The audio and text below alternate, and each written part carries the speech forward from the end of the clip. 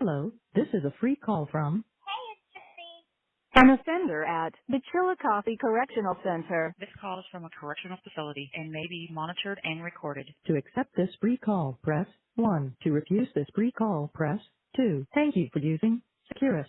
You may start the conversation now. Hey, I wasn't sure what time you wanted me to call you back. Oh yeah, this is great.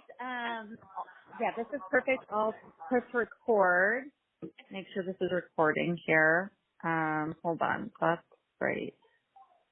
Let me do one. Hold on. Let me just check the level here. Sorry. Let's see. Let me turn this off. I haven't used this recorder off of my podcast tools, so it's like Well, I don't. hopefully it works. It works. I just took it off, so there we go. Now it should, here we go. We're good now. Okay.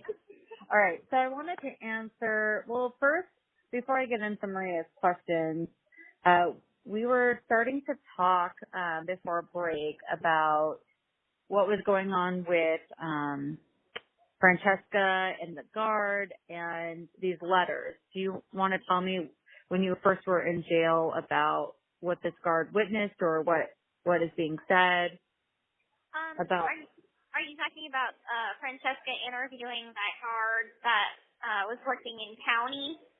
I guess I want to talk about that, and then also about writing letters to Nick when you first were in jail.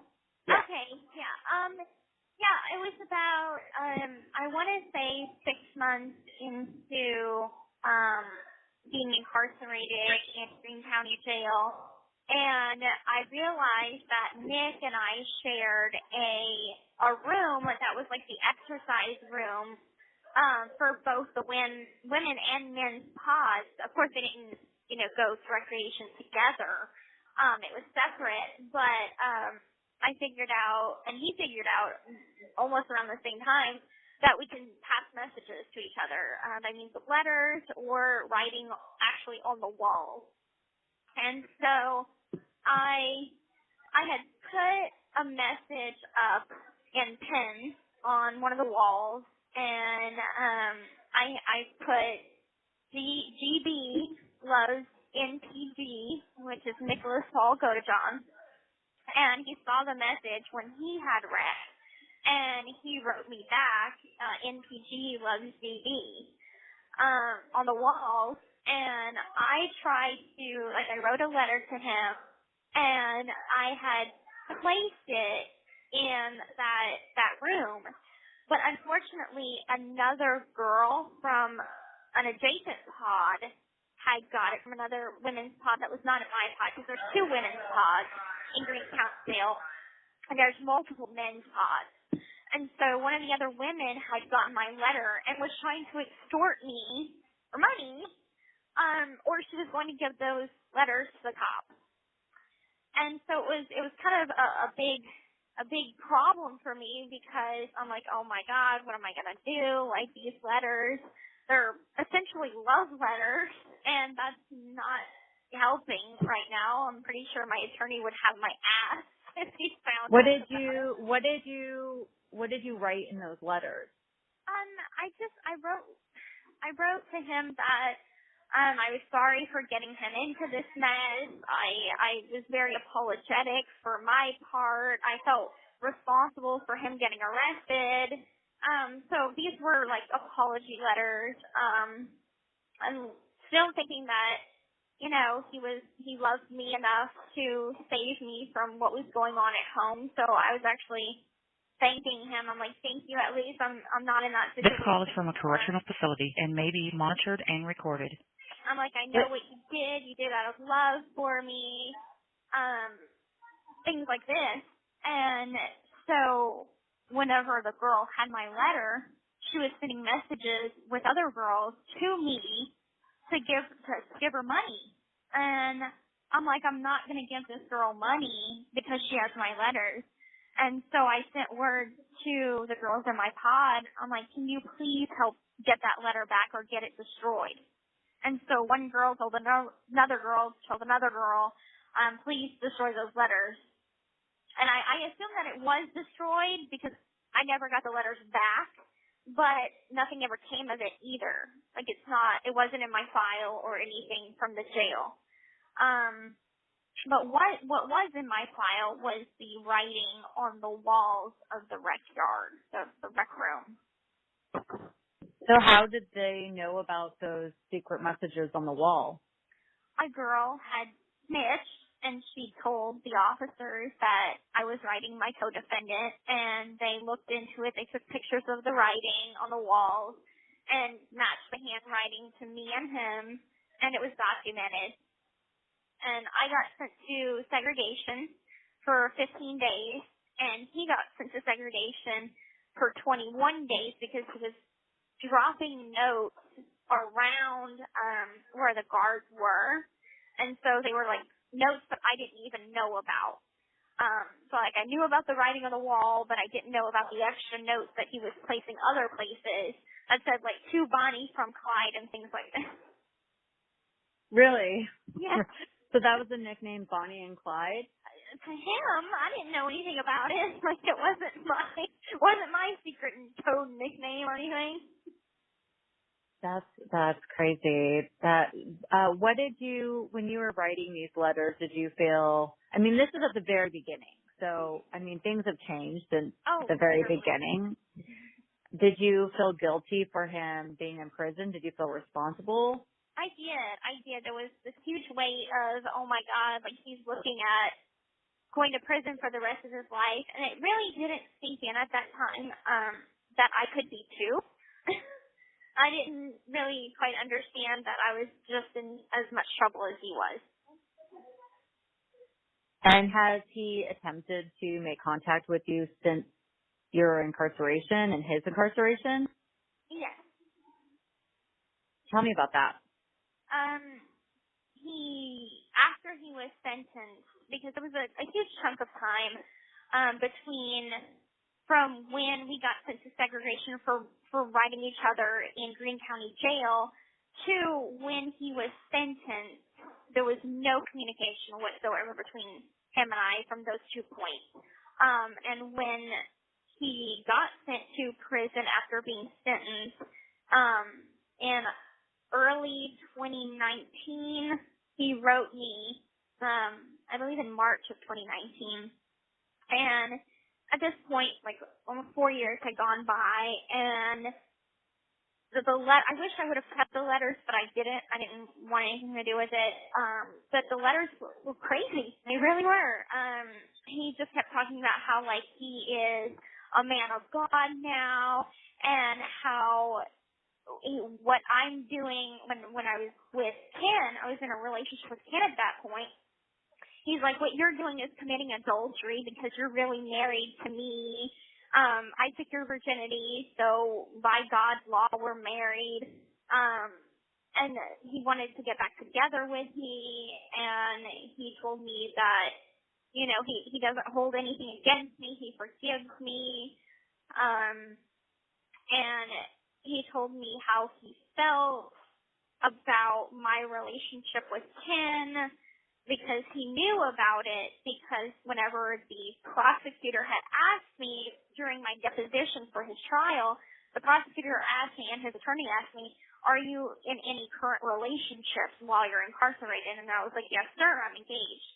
He's like, what's his name? And I said, Ken and Euchre. I was honest. I told him his name and everything.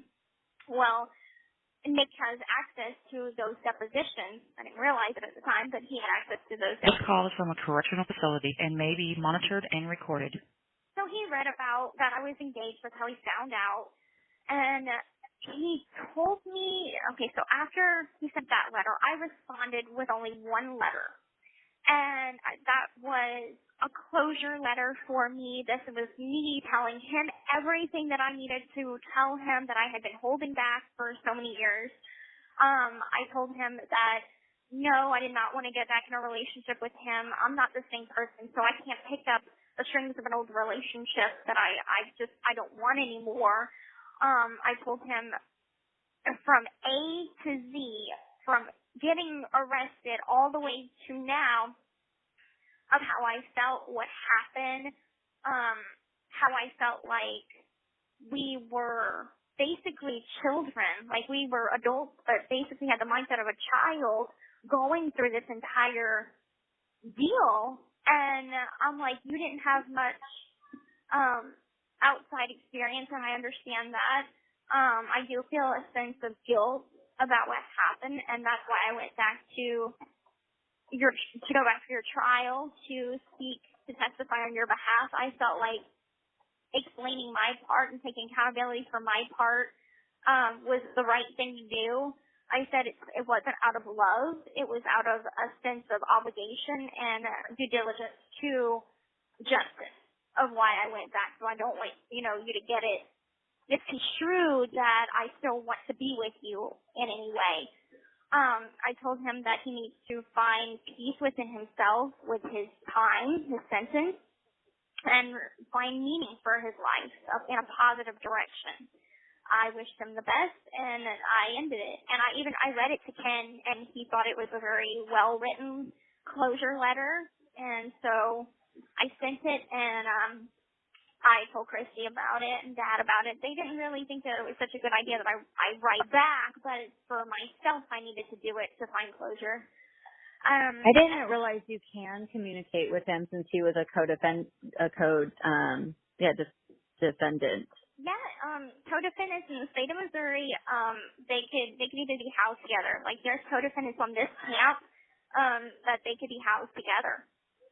Wow. If I wanted to, I could write Nick every single day, and it wouldn't be an issue. But I don't want to. And then, so, have you thought about writing? Oh yeah. He wrote back in response to that, and it got even weirder because he was telling me this analogy or this metaphor that he feels like I abandoned him. He's like telling me this story that he made up about Oscar the kitten and how this metaphor of me and Ken adopted a cat for our new apartment, and he didn't like the cat, so the cat had to be taken back to the pound and left in an alleyway, and this was his analogy for he's the cat and he feels abandoned and replaced. Oh. So I'm like, I don't know if this is a pity tactic or what, but I'm not buying into it, so I left it at that. I'm like, I got this letter from him and I never responded to this letter. No. Yeah, I wrote to him and he signed it back, Mr. Smiley. Have you ever used that? No, that's new. I have no idea what he's talking about. This is new. Yeah, I requested to see if he would do an interview, and he declined, and that he signed it Mr. Smiley, and that was interesting. Yeah, scary. That's weird. It was very creepy. I should find it and read it to you, and I think you'd be. Yeah, he's very interesting. So, I don't know how much time we have left on this call, but tell me a little bit about the relationship you had with women when you first went into jail, which is totally normal, by the way. So this is a judgment-free zone. Oh, I understand. Okay. You have 1 minute left. Okay. Oh, you'll have to call back then. Save that. Yeah, save that. It's going to be a story. So this was actually very enlightening. I'm sorry. This call is from a correctional facility and may be monitored and recorded. What time do you think you'll call back? Probably in an hour and 15 minutes. Okay, perfect. I'll be ready. I'll write my questions out now. Okay, on those. good idea. I'll let it go all the way through so it doesn't glitch out on us like it did those couple of times. Yeah, that was crazy. I haven't had that happen in about a week, so hopefully they maybe have fixed whatever the issue was. Yeah, well, I think it'll be fascinating. I like that you own your own story and you get to control it. The sizzle reel, I got to watch it this morning, and it's so powerful. You're going to love it.